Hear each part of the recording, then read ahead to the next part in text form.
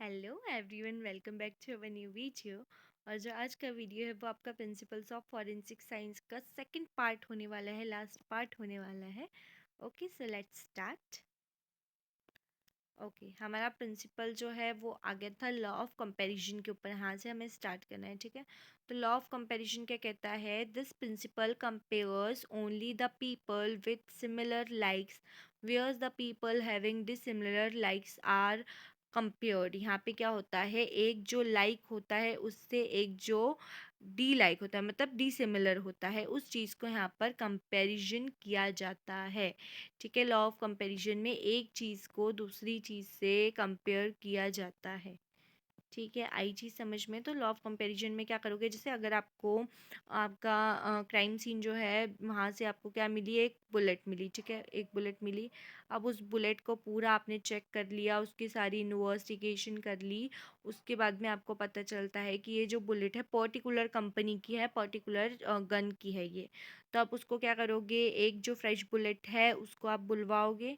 ठीक है, उसको साइड बाय साइड रख के कंपैरिजन माइक्रोस्कोप में कंपेयर करोगे कि इसमें ये चीज़ है और इसमें ये चीज़ नहीं है।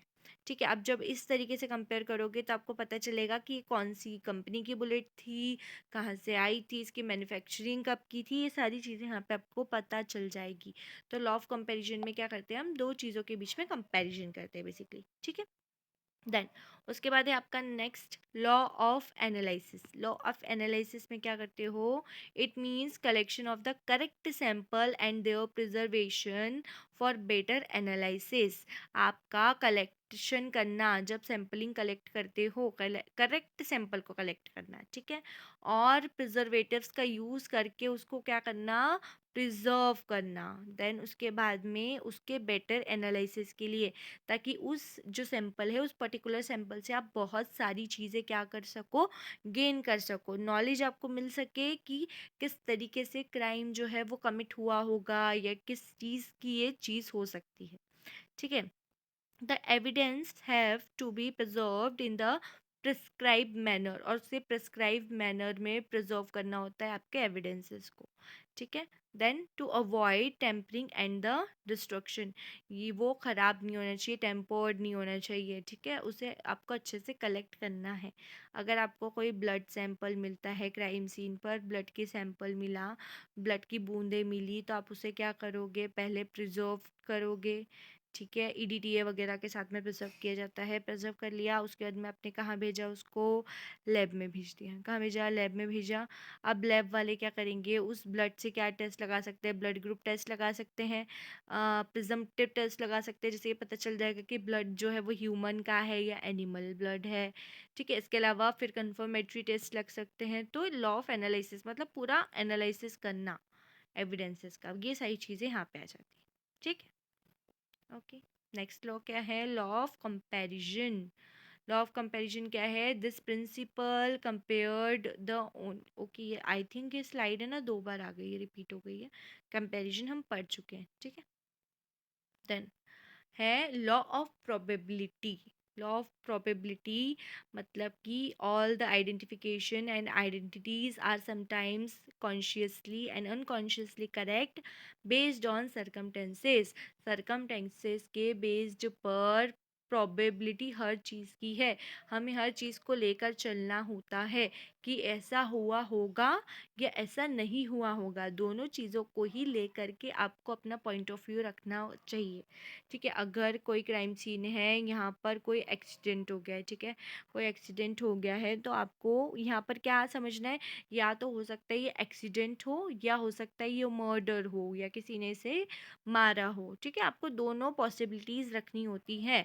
तो इसको बोलते हैं लॉ ऑफ प्रोबेबिलिटी, और बेस्ड ऑन सरकमटेंस, वहाँ उस क्राइम सीन पर किस टाइप के सरकमटेंस है उसके बेसिस पर। ठीक है, देन लॉ ऑफ सरकमटेंशियल फैक्ट, ये क्या कहता है, fact never lie but man can lie, मतलब सरकमटेंशियल फैक्ट जो है उसमें क्या होगा कि बताता है कि आप जो फैक्ट है, मतलब जो बेसिकली हमें दिख रहा है, वो कभी झूठ नहीं होगा। बाकी जो मैन है, मतलब जो पर्सन है, वो झूठ बोल सकता है। अगर हो सकता है कि एक ड्रिंक एंड ड्राइविंग का केस देख लो कि अगर यहाँ पर एक कार में क्या है, एक फादर है और उसका सन है, ठीक है। दोनों ड्राइव कर रहे हैं और दोनों ने ही ड्रिंक करके रखी है। अब यहाँ सामने से कोई पर्सन आ गया, उसकी डेथ हो गई यहाँ पर उसकी कार से टकरा कर। और जो फादर था वो क्या कर रहा था, फादर ड्राइविंग कर रहा था। बाकी फादर को बचाने के लिए उसके सन ने क्या किया, बोल दिया कि मैं ड्राइविंग कर रहा था। तो इस केस में क्या होगा, इस केस में जो फैक्ट है वहाँ पर जो भी चीज़ें हैं, जैसे आपका स्टेयरिंग पे जो फादर है उसके फिंगरप्रिंट्स देखने को मिल जाएंगे या और भी सारी चीज़ें, तो वो सारे फैक्ट वगैरह को लेकर के आप सच्चाई तक पहुंच सकते हो, ठीक है। तो इसलिए बोला है कि फैक्ट जो है वो कभी झूठ नहीं बोल सकते, बट जो मैन है, जो पर्सन है, वो झूठ बोल सकता है। Okay, clear. आई होप कि आपको अच्छे से समझ में आया होगा, क्योंकि बहुत सिंपल तरीके से मैंने इसको समझाया है, ठीक है। सो हमारे जो प्रिंसिपल्स थे फॉरेंसिक साइंस के वो यहाँ पे ख़त्म होते हैं।